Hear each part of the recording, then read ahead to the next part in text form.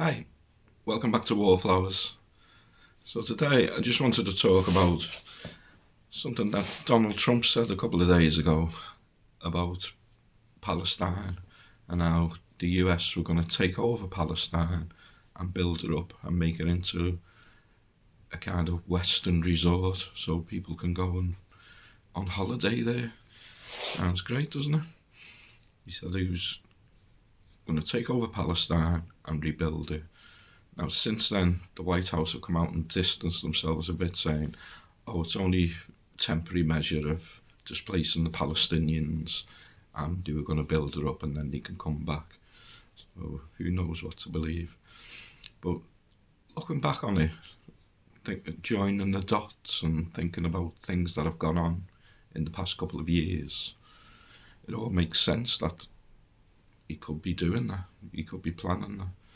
I mean, the things that he said in the past about building the wall in Mexico, the border, everyone said, oh, you can't do that, but he done it. Then he said, we'll move the American embassy to Jerusalem. People were saying, well, you can't do that, but he done it. Now he's claiming to take over the Panama Canal. He's claiming to put tariffs on Canada, the UK, the EU. He's already put tariffs on China. He wants to rename the Gulf of Mexico the Gulf of America. So who knows what things will happen, because things that he does say, a lot of them he does. So let's keep our eyes on this one. But going back and thinking, joining the dots, now this is just my theory. This is what I've been thinking. It's not a conspiracy theory, it's a Mr. W theory. So if we can go back to, when was it, October 23, when Hamas rose up and come into Israel, invaded Israel, when there was a pop concert or a festival on, 200 or so or more Hamas came across the border, through the fence, over the fence, in cars, motorbikes, on foot, all heavily armed, in this most secure zone, one of the most secure zones in the world. But yet there was no Israeli soldiers on guard. There's cameras everywhere. There's helicopters flying around all the time. There's drones flying. But yet these hundreds of Hamas could all go across the border into Israel and massacre a load of Israelis and kidnap a load of Israelis, and plus take them back over to the border and stash them in underground bunkers in Palestine. Now at the time I thought, how's that happening? Where were the Israeli security at this time? Why didn't they see all this happening? And why would Hamas do that in the first place when they've never done anything like that before? Yet they've sent missiles and shot missiles into Israel and got it back tenfold. So they knew by doing this, it was going to kick something off. Israel was going to retaliate in some big way. And that's exactly what they did. A couple of days later, they've flattened Palestine now, displaced a lot of Palestinians. Just level the land. So I kept thinking at the time, why would that happen? How did they get away with that? So now I'm thinking, where did the US, CIA, the West, did they put them up to that? Did they say to Israel, like a false flag kind of thing, let them do this, you can go in then, carpet bomb the place, level the place, and then we'll go in after it a few years later and take it over? I wonder. A lot of the Hamas top command have been taken out in the last few years since that incident. So have the top command been replaced by puppets from the West? People who are moderate Hamas, who are being paid off to rise up, and were they the ones that went across the border, to kick all this off. And now they're in a position of power in Hamas because a ceasefire suddenly come out of nowhere.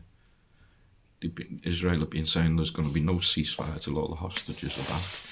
Suddenly they're starting to release hostages. Israel is swapping them with political prisoners, and so are these top command in Hamas the stooges that the West have put up? Also, Hezbollah kicked off at the same time, or just after. They started firing missiles into Israel, and then a lot of their top command have been taken out last year when they ordered a load of pages, and they'd had them in storage for over a year.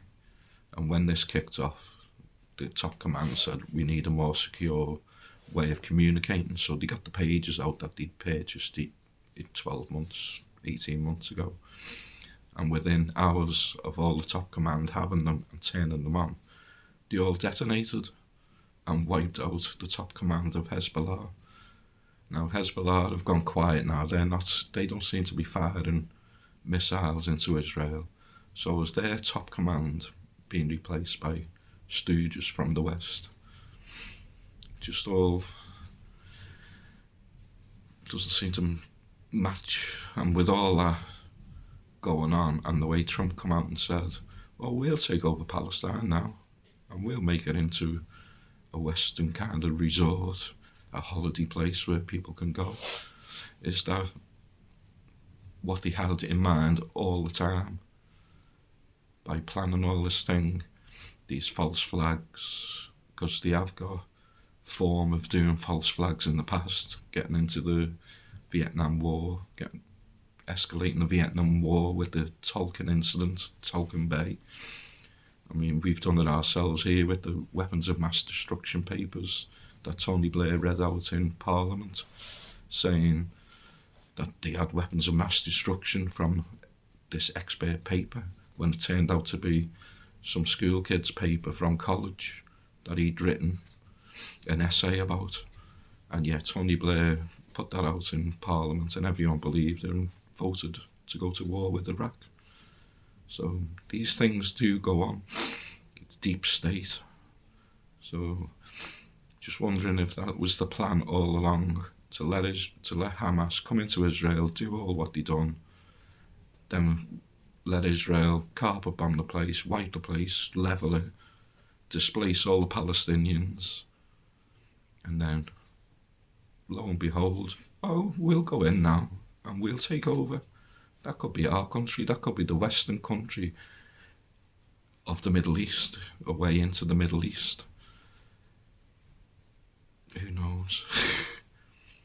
But we can just sit and wait and see how it plays out. Personally, I can't see it happen, and I can't see the Muslim world putting up with that. But who knows, when money's involved and they can pay off different governments and promise them the world, or who knows what could happen. But that was my theory anyway. Okay, thanks for joining us. Remember you're loved, and we'll see you again soon. Bye.